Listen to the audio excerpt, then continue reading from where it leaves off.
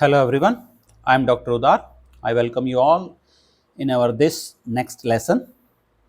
Last time we had discussed about the definition of order of a positive integer modulo n, and we had covered one result pertaining to that, and I told you that in our next class we will do some more results which are necessary for building up the theory of this order of a positive integer modulo n. एक ये result है, ये काफ़ी जगह इस्तेमाल आ जाता है, तो इसलिए सीधा हम इसके प्रूफ पे आ जाते हैं without devoting our time anywhere else. तो देखिए क्या रिजल्ट है, इफ़ ए हैज़ ऑर्डर के। देखिए अब यहाँ पे अगेन लिखा नहीं है कि इसका जीसीडी 1 है कि नहीं है। जैसे ये शब्द आता है इसका ऑर्डर के है, तो it is automatically understood that its GCD with n is 1, that I have told you in our previous class, last class. Then a raised to power I is congruent to a raised to power j mod n if and only if I is congruent to j modulo k. अब यहाँ पे ये ध्यान रखना है कि जो बाद वाला कॉन्ग्रुएंट है वो मॉडुलो k है और पहले वाला जो है वो मॉडुलो n है। तो जब हम यहाँ से जब क्वेश्चंस में इस्तेमाल करेंगे तो यहाँ से वहाँ जब हम शिफ्ट करेंगे तो ये ध्यान रखना मॉडुलो भी k में शिफ्ट कर देना है, और जब वहाँ से इधर इस्तेमाल करेंगे तो k की जगह पे आपने मॉडुलो n शिफ्ट कर देना जब क्वेश्चंस करेंगे। तो ये थोड़ा सा ध्यान रखना आपने। तो पहले इसके प्रूफ पे आते हैं। लेट a की power I is congruent to a की पावर j मॉडुलो n, ये गिवन है। ठीक है जी, शो क्या करना है, I is congruent to j modulo k. Without loss of generality, I can assume that I is greater than equal to j, क्योंकि कोई ना कोई या तो बराबर होगा या कोई ना कोई एक बड़ा होगा उसमें से, तो मैं I को बड़ा ले लेता हूं। तो implies मैं a raised to power minus j दोनों साइड मल्टीप्लाई कर देता हूं, तो ये क्या हो गया, ये आ गया। implies, देखिए पिछले वाला रिजल्ट देखिए, ये इस्तेमाल करते हैं कि अगर a की पावर h जो है वो कॉन्ग्रुएंट हो जाएगा तो ऑर्डर जो है वो उसको डिवाइड करेगा ही करेगा। तो यहाँ पे ऑर्डर क्या है, k है, implies k divides I minus j from the previous theorem, implies I is congruent to j modulo k and one way is done। कोई ज़्यादा बड़ा प्रूफ नहीं है, तो इसलिए मैंने कहा ज़्यादा बड़े प्रूफ को मैं ओमिट कर देता हूँ, थोड़ा छोड़ देता हूँ कि ज़्यादा बिल्कुल एब्स्ट्रैक्ट ना हो जाए। लेकिन ये कोई ज़्यादा बड़े प्रूफ नहीं है, छोटे छोटे हैं और नेसेसरी हैं थ्योरी डेवलप करने के लिए, इसलिए मैं इसको जो है कवर कर रहा हूँ। पर थोड़ा सा ध्यान रखना हो कि ज़्यादा बिल्कुल एब्स्ट्रैक्ट ना हो जाए। अब ज़रा रिवर्स कंडीशन में लेते हैं कि let I is congruent to j modulo k, implies I किसके बराबर हो गया जी, ये इक्वल टू है, कॉन्ग्रुएंट नहीं, I किसके बराबर हो गया, j प्लस क्या लें, के टी ले लेते हैं, तो ये हमारा I हो गया। इम्प्लाइज अब जरा a raise to power I ले लेते हैं, किसके बराबर आएगा, तो a raise to power j plus k t, तो a की power k t into a raise to power j।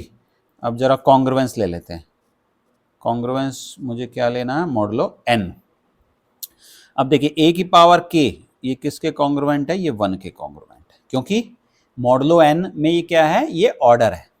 तो इसका मतलब फर्स्ट पार्ट इज फिनिश्ड और लास्ट हमारा क्या मिल गया, तो यही हमें चाहिए। तो थोड़ा बीच की चीज़ें हटा के लिख देता हूँ, a i is congruent to a j modulo n and that's all with our result। तो इसी की एक कोरोलरी है, वो हमें कई बार इस्तेमाल में आएगी आगे क्वेश्चंस जब हम करेंगे, तो ये इसकी ज़रूरत हमें पड़ सकती है, तो उसको भी ज़रा कवर कर लेते हैं। देखिए जी, कोरोलरी क्या कह रही है कि अगर a का ऑर्डर है k modulo n, then these integers are incongruent modulo n। तो मैं इसका प्रूफ नहीं, प्रूफ क्योंकि डायरेक्ट है, उससे कोरोलरी है, तो एक बार जरा एक्सप्लेन कर देता हूं कैसे। देखिए a raise to power i और a raise to power j अगर कॉन्ग्रुएंट होंगे तो क्या होगा। मान लो इनमें से मैं कोई ले लेता हूं a की पावर i, तो अगर ये मान लो कॉन्ग्रुएंट हो गए, ऑन द कॉन्ट्रेरी ये कह रहा है ना इनकॉन्ग्रुएंट, तो मैं लेके चलता हूं कि मान लो जी ये कॉन्ग्रुएंट हो गया कोई भी, तो और ये i और j कहाँ से जा रहे हैं, i है और मान लो j उससे बड़ा है, और ये कहाँ से कहाँ रन कर रहे हैं, देखो ये रेज टू पावर 1 है, 1 से लेके k तक जा रहे हैं। तो अगर ये कॉन्ग्रुएंट हो गए तो ये रिजल्ट क्या कह रहा है ऊपर वाला, देखिए i और j आपस में कॉन्ग्रुएंट हो जाएंगे, i और j कॉन्ग्रुएंट हो जाएंगे मॉडलो k। इसका मतलब k किसको डिवाइड कर देगा, i माइनस j को, और i और j खुद ही 1 से k के बीच में है, इनका मैं सब्ट्रैक्शन करूंगा तो वो k से छोटा हो जाएगा, k उसको कैसे डिवाइड कर देगा। तो इसलिए ये सारे के सारे जो हैं a रेज टू पावर 1 से लेके a raise to power k तक are incongruent modulo n। k क्या है, ऑर्डर है, ठीक है जी। तो ये कई बार क्वेश्चंस में हमें इसकी जरूरत पड़ेगी। अब एक नेक्स्ट रिजल्ट बहुत ही इंपॉर्टेंट है, ग्रुप थ्योरी में भी आपने उसको देखा है, तो मैं उसका प्रूफ जैसे मैंने कहा कि छोड़ देंगे, लेकिन ये थोड़ा इम्पॉर्टेंट काफ़ी है तो इसको छोड़ भी नहीं सकते।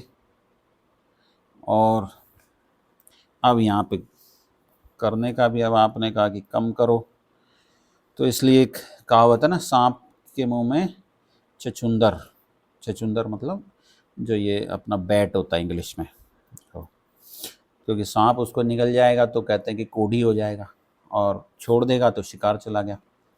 तो इसलिए इसको अब क्या करें, तो करना तो ज़रूरी है, तो इसलिए मैं क्या करता हूँ, इसको होमवर्क दे देता हूँ, क्योंकि आप इसको ट्राई कर लेना। ये ग्रुप थ्योरी में भी आपने जो है इसको देखा होगा इस टाइप का, इसलिए मैंने कहा था ये ग्रुप थ्योरी से काफ़ी कुछ इसका रिलेशन है। लेकिन हम ये सारा पढ़ रहे हैं नंबर थ्योरेटिक पर्सपेक्टिव से, मैं इसमें यहाँ कहीं पे भी ग्रुप थ्योरी का यूज़ नहीं कर रहा हूँ, लेकिन आपको बता रहा हूँ कि ये है वही चीज़। तो अब ये आपने खुद करना है, तो मैंने थोड़ा सा प्रूफ अपने पार्ट पे हटा दिया, बट इसको ओमिट नहीं कर सकते क्योंकि वेरी इंपॉर्टेंट रिजल्ट है। अब देखिए पीछे से, अब हम यहाँ से जो करते आ रहे हैं, यहाँ से हमने पहले पढ़ा था, ये पिछली क्लास में पढ़ी थी, ये अभी क्लास में पढ़ी, तो मेरे ख्याल से थ्योरी पार्ट काफ़ी हो गया है, तो इसलिए अभी करूँगा मैं, और क्वेश्चन तो थोड़ी लंबी हो जाएगी वीडियो, तो इसलिए ये थोड़ा सा सॉल्व एग्जाम्पल, अभी जो एग्जाम्पल्स लूँगा मैं अगली क्लास में, और उसके बाद फिर जो एक्सरसाइजेज के क्वेश्चंस हैं वो लेंगे। तो I stop here, in next class we will do certain work out examples on these topics like order निकालना, और ये जो थ्योरम 8.3 है इसका इस्तेमाल, और उसके बाद जो है हम क्वेश्चंस आएंगे एक्सरसाइज पे। So till then take care, I take leave, thank you very much for watching.